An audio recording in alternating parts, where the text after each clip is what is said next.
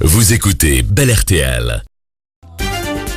C'est le retour de l'invité politique et des affaires sérieuses. Didier Gauzoin est l'invité de Martin Buxin. Bonjour Martin. Bonjour Thibault. Alors Didier Gauzoin, vous êtes ici ce matin parce que votre parti Défi a pris une orientation pour l'avenir de la région bruxelloise et de la communauté française. Plusieurs conditions sur la table pour que Défi bouge, notamment celle-ci. Le MR gouverne avec le Parti Socialiste à la province de Liège et à Bruxelles-Ville et vous demandez qu'il laisse tomber ses alliances. Pourquoi, Didier Gauzoin ? Pour que le MR soit cohérent, le MR donne des exclusives. Je trouve déjà que ça n'est pas très responsable pour un parti de gouvernement de donner des exclusives alors qu'on est dans le chaos provoqué par l'UGEN. Et il faut trouver des solutions pour les francophones, pour Bruxelles.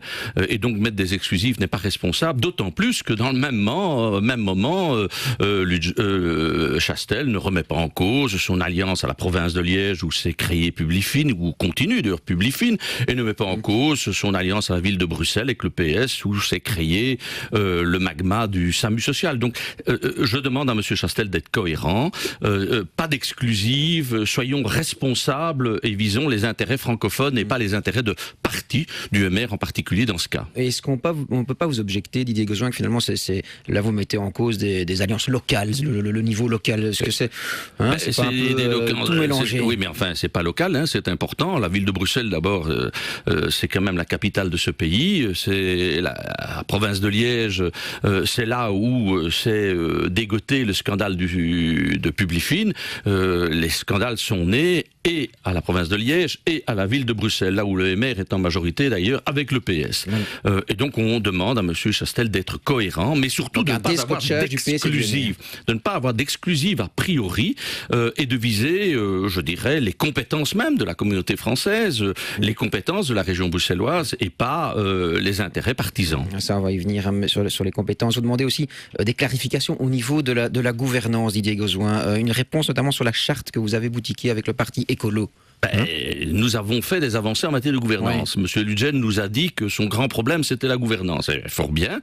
Nous avons fait des propositions en matière de gouvernance. Écolo et nous sommes arrivés à un terrain d'accord et nous y travaillons maintenant. Mais c'est toujours le silence radio du côté du CDH et du côté du MR.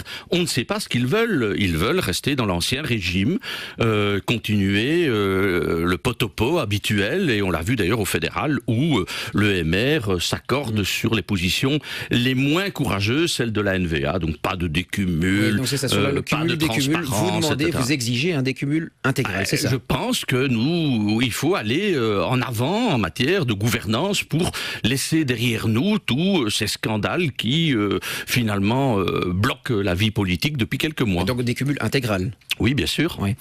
Autre point que vous mettez en avant, c'est l'enseignement. Est-ce que vous pensez que l'instabilité qu'il y a pour le moment en communauté française, ça peut être nuisible à l'enseignement? On est à quelques jours de la rentrée scolaire. Mais vous savez, moi j'ai un peu l'impression que M. Ludgen, c'est un sale petit gamin qui a cassé tous ses jouets. Un sale petit gamin? Oui, qui a cassé tous ses petits jouets, et puis maintenant il pleurniche en disant qui va m'aider à retrouver mes petits jouets. Quels sont ces petits jouets? C'est quoi? Des jouets d'importance, le pacte d'excellence. Il faut quand même se rappeler que le CDH a 80% des budgets de la communauté française. Et ils mettent tout ça par terre. Tout ça par terre, et puis ils disent il faut qu'on fasse des majorités. Alors, qu'est-ce que nous disons? Nous voulons une position claire en matière de pacte d'excellence. C'est-à-dire pour montrer le sens des responsabilités de Défi. Nous, on était dans l'opposition, puisque M. Ludgen ne voulait pas de nous en 2014, dans la majorité de la Fédération Wallonie-Bruxelles. Eh bien, le pacte d'excellence, nous étions dans l'opposition, nous l'avons soutenu.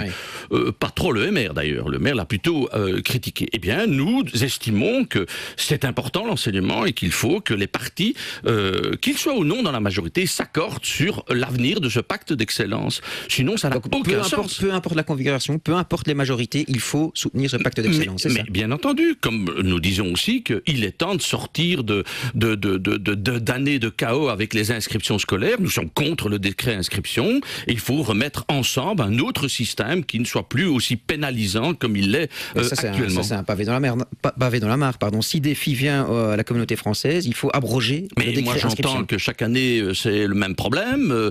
On entend que tous les parents décrient ce système. On sait que ça crée des inscriptions fictives pour des parents, pour essayer d'être dans des écoles. Tout ça n'est pas sain, tout ça n'est pas sérieux. Eh bien, voilà un beau sujet. Nous demandons aux partis de se prononcer par rapport à ce décret inscription. Pour nous, c'est clair. Il faut un système, d'ailleurs, très inspiré du modèle flamand. Alors, certains diront que vous voulez retourner vers un modèle élitiste.